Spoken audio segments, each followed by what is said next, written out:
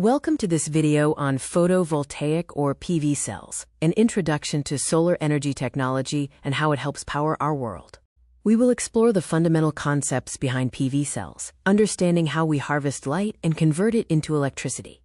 PV cells are electronic devices that convert sunlight directly into electricity using the photovoltaic effect. Commonly known as solar cells, they are typically made of semiconducting materials like silicon.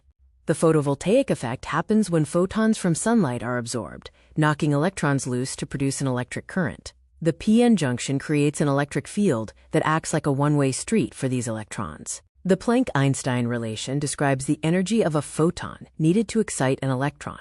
Cell efficiency, denoted as eta, is calculated by comparing the maximum power output to the incident solar energy. Next, let's explore the technology and materials used in PV cells, comparing the different types available.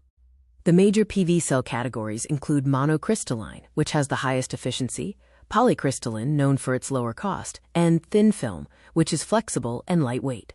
Monocrystalline cells offer the highest efficiency, but at the highest cost. Polycrystalline cells provide a moderate balance. Thin film cells have the lowest efficiency and cost, but require more space.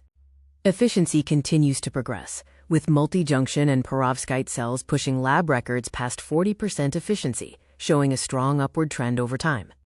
PV cells have diverse applications in modern life, including powering homes in residential settings, enabling aerospace missions, and operating consumer gear-like calculators.